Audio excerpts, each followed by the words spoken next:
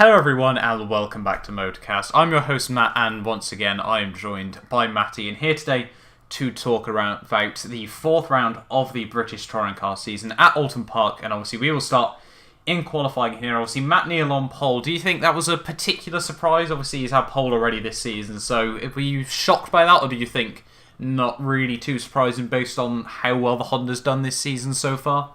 I'm a little bit surprised just because Matt Neal traditionally isn't someone who gets pole positions, but I think it was Matt himself who was shocked and more. Going on about. I think I heard him about 50 different times mention that you get a pole position are like buses for him. You wait ages for one and then two come at once. So I'm a bit sick of him. I'm totally sick of that expression now as it comes to it. But yeah, I'm happy to see him up near the front, and it's not a massive surprise because, as you said, the Honda is on the pace. But the guy, he was kind of on his own up there in the Honda. Obviously, his teammate was down in fifth, but the nearest kind of championship challenger was Turkett in fourth. But between them, you had Jordan and Moffat once again getting up near the sharp end of the grid. Yeah, it's obviously been another really strong result for those two guys. But I think if we have a little look further down the grid, obviously we do a quick summary of qualifying. And I think the only real other big surprise I'd say in the top 10 was Jake Hill, who just managed to sneak in. Now, what are your thoughts on that ahead of Tom Ingram? I think it's he's not exactly made any headlines for qualifying 10th, but it's a good result for him. The lead Volkswagen, and as you say, getting ahead of Tom Ingram. Even though Ingram's got the max championship leader ballast on the car in qualifying, it's still an impressive result for Hill, and he's in some good elevated company there with Carlard ahead of him as well. So I think he can be incredibly happy with that. Yeah, very obviously interesting there, and obviously we'll move on now into the race, and obviously no real surprises right at the very start. Obviously with that Honda on pole, we did see it lose the lead to Jordan on that, obviously straight away on that start. Now, obviously, do you think at the moment, obviously, that really is unfair on the Hondas, the fact that, obviously, if Matt Neal gets pole, he can basically just kiss goodbye first place by the time he gets down to turn one? It is, well, it depends what you look at, what your kind of outlook is on touring cars, because the BMW, yes, in the rear-wheel drive cars in general, yes, they do have some would say an unfair advantage. I'd say it's a little bit of a balance on that, because I would say the BMWs haven't quite got the race pace of the Hondas, as was shown actually in that race with Jordan only winning by about 0.3 of a second. But it is obviously crucial around a track like Oulton, which is very narrow. Probably at some points not any wider than your standard go-kart track. So obviously it's incredibly tough to pass around there, and Jordan's pace, it was just a little bit slower than Neal. At the start of the race, obviously the BMW was good with tyre. Well, not particularly with tyres, but just the fact he got into his race pace quite quickly, and it took Neal perhaps just a little bit longer to get into it. But in the second half of the race, Neal was clawing him back, and there was a good 5 or 6 laps at the end where Neal was kind of within that 1 second window. But I don't think it's that unfair, just because it's kind of one of the touring car traditions that you have rear wheel drive cars just whizzing off the line, and to be honest, I wouldn't really want to change anything about that. So I think obviously the first real big thing that happened, obviously at the very start, was Adam Morgan crashing out straight away on that one. What do you make of that then? Obviously, do you think that was incredibly early on? Do you reckon he should be questioning really what's going on for that to happen? I think it's just sort of your standard midfield battles. As I said before, it's a difficult track to overtake round, and part of that is down to the width of the track, and especially going in corners like the Island Hairpin. You can find that cars get a bit unstuck around there, and obviously it was just unfortunate to be in the wrong place at the wrong time. So I don't think he'll really be questioning himself too much, because a lot of the time there's not really much you can do to avoid accidents. And I think the next thing obviously we should really talk about was probably, if there was a big headline, this would probably be Tom Ingram at the start, obviously having quite a big incident obviously on the first lap down at the chicane. Now obviously I was being Tom Ingram up a fair bit over the last couple of weeks, saying how good he is at really avoiding incidents, and obviously I think it's safe to say he's proven me wrong there. Now, obviously, we will discuss his other two performances later on in the podcast, but what do you really feel? Do you think this has really knocked Tom back, or do you think he'll just come back stronger than ever? I think he'll come back. I mean, it was again one of those unfortunate accidents. He had Goff, who hadn't really committed down his inside, and two cars don't go into a chicane side by side, and it was just one of those things where they both ended up taking each other out. So there wasn't really any benefactor from that. He will come back, and obviously he did have a few more altercations during the rest of the afternoon, which we will get into shortly.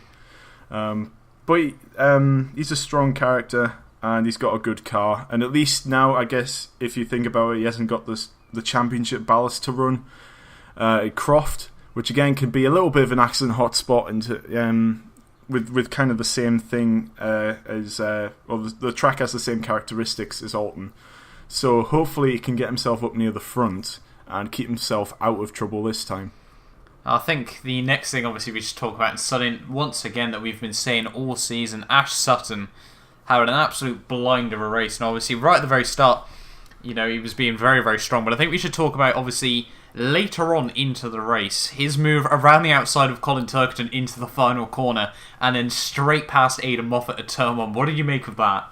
Well, it's the fact that before that, he did try and move on Aidan Moffat and got squeezed out and ended up losing the position to Turkington. So the fact he's managed to drag himself back, and that move on Colin Turkington was a pure masterclass. Obviously, Moffat was driving the most defensive race of his life and probably hugging the inside of every single corner.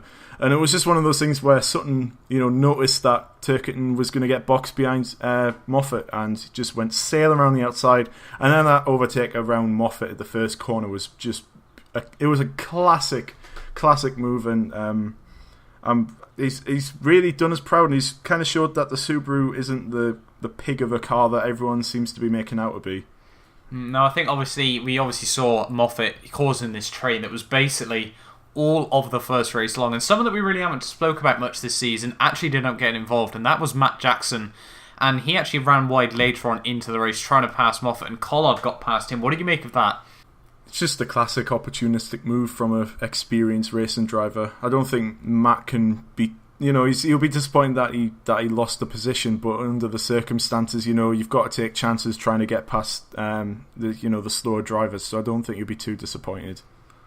I think obviously that first race, on the whole, though, obviously as you said earlier on, we saw Matt Neal closing in on Andrew Jordan right at the very end there. But obviously it was very much, obviously with the nature of Oulton Park, a lot of drivers sort of had to file one by one around most of the circuit there. Obviously we saw a couple of moves attempted down at the hairpin there, but overall the first race probably wasn't where the most action kicked off, and I think the second race, it was safe to say even before it began, had a lot of action, where obviously we saw Adam Morgan's car just give up before he hadn't even made it to turn 1 on the formation lap. Now what are your thoughts on that for poor Adam Morgan?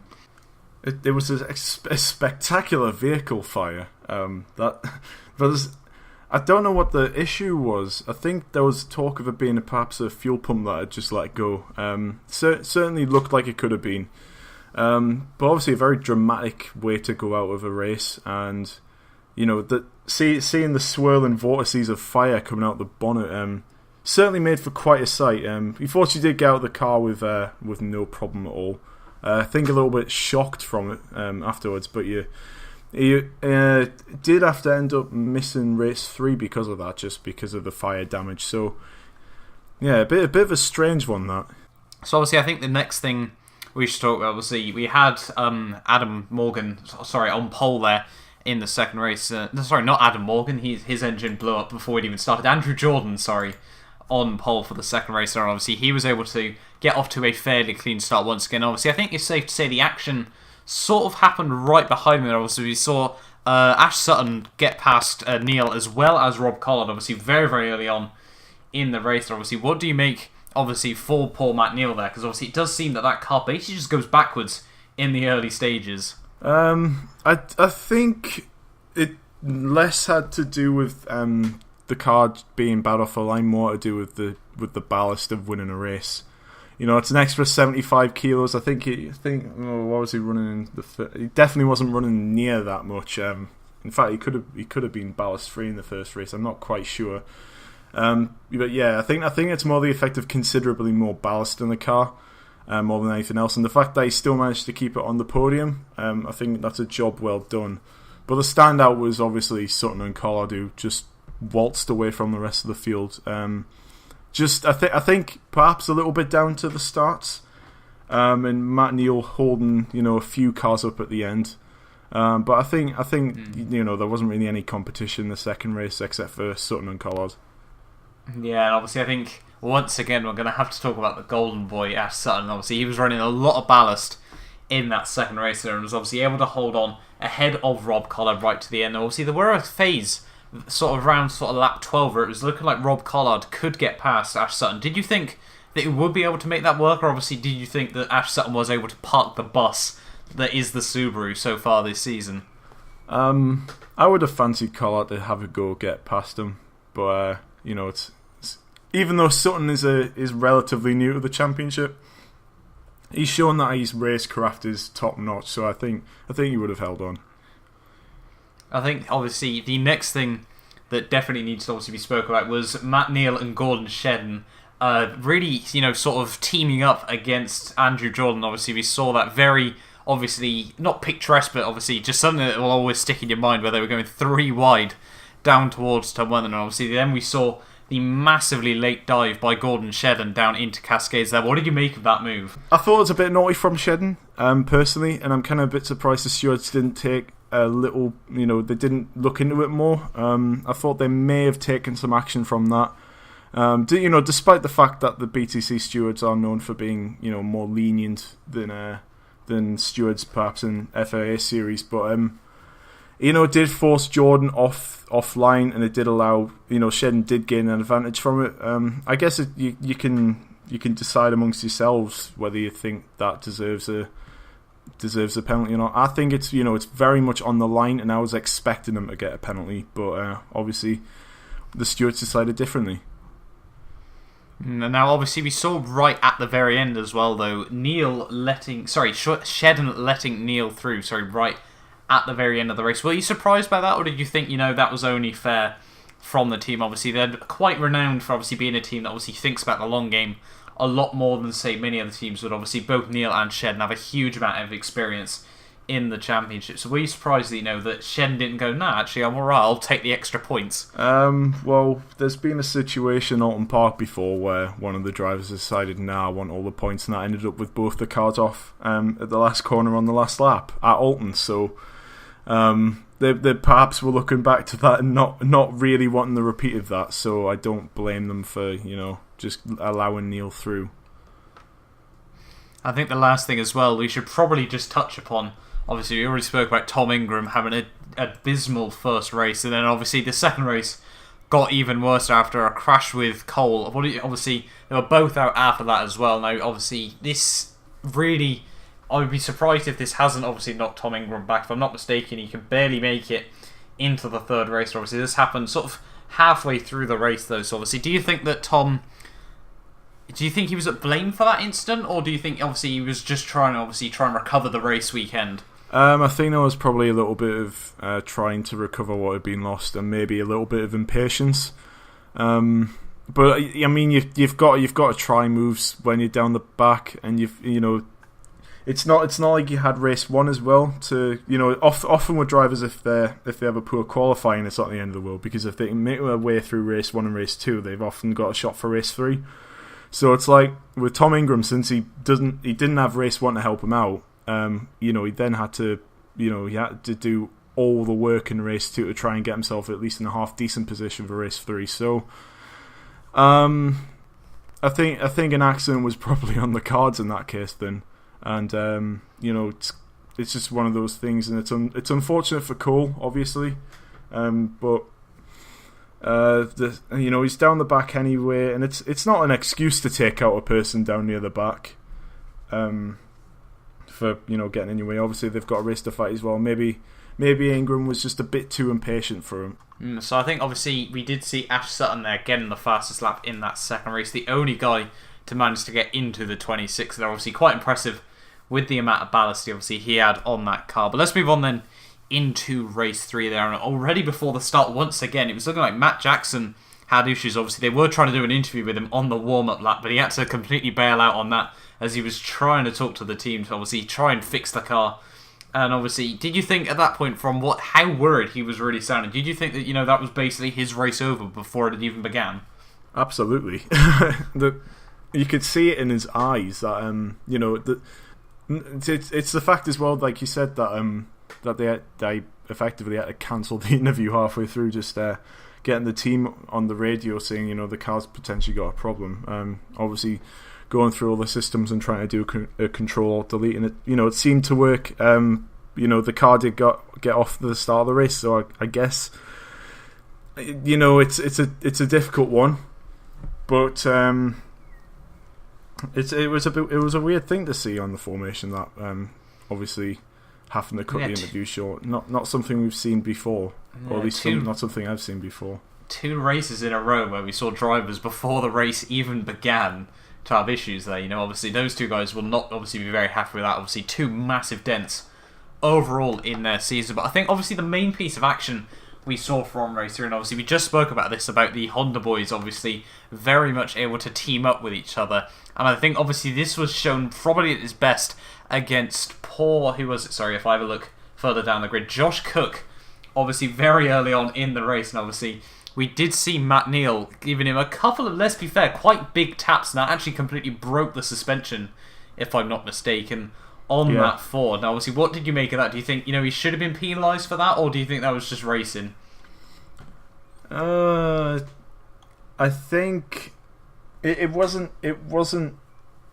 obviously it wasn't intentional. That's not always an excuse, though. I think it's just touring cars. If Matt Neal's going to get through, with the experience he's got, he's going to get through. And it's unfortunate for Cook, but I don't think it was really an accident that should have broke the suspension on the car. And I think the stewards probably took that into consideration. So I think obviously the next, and probably, I think it was safe to say, one of the biggest accidents obviously of the weekend was Aidan Moffat's crash, which did actually bring out the safety car. Obviously, what did you make of that? I think, if I'm not mistaken, that was coming out the hairpin there. Great job by the marshals there to get the race going as quickly as possible, because that was a big job to do. They had to tether the tyres to the wall. I don't think they had to repair any of the Armco, but nevertheless, to get that sorted within was about 3 or 4 laps, or 4 or 5.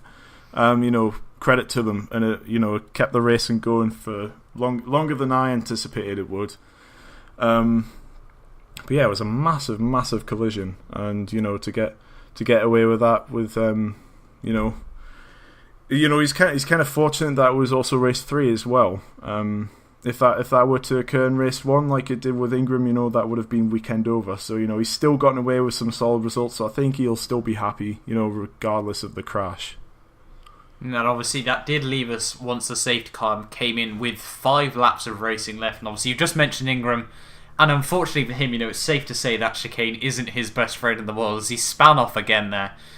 Obviously we've already spoke about it twice already, but this has just really been the weekend from hell for poor Tom Ingram there. And obviously he's just going to have to pick himself back up. Obviously, if you were in his position, obviously what would you be thinking going on into the next race weekend at Croft? I'd be thinking, like I said before, I'm running far less ballast than I was coming into this weekend. Hopefully I can get a half decent qualifying in, and see where the weekend goes from there. Obviously we saw very late on into the race that we actually had Colin Turkington and also Rob Collard trying to apply the pressure to Ash Sutton, and we actually saw Turkington getting past Collard there. Obviously, did you think that, obviously, the BMW team, obviously quite a big team, obviously we've spoke about Honda already with this, do you think there were team orders in play there, or do you reckon it was just Turkington just wanted to have a go at Ash Sutton instead? I think it's just, BMW tend to let their drivers race in the BTCC, West Surrey Racing, they like to have their drivers have a little bit of a go at each other. So, especially with 2 drivers of the standard of Rob Collard and Colin Turkington, they'll just let them race. And then obviously we saw right at the back end of the race there, Andrew Jordan obviously with lots of pressure being applied by both of the Honda drivers once again, and they actually both managed to sneak through as well, obviously. So a very, obviously, one of those weekends where Honda just seemed to have got better and better over the course of the race. That obviously they got 1-2 in the final race there, but Andrew Jordan getting a very solid third place there. But who would you say overall was probably the strongest driver in your opinion? I think it comes down to two drivers. Oh well, I think best driver of the weekend would have to be Ash Sutton, just for the consistency of his displays and finishing every race inside the top 4 and getting a race win. You know, that's a very good result from a guy who's very, very young in only his second or third season in BTCC. So, you know, very good job there.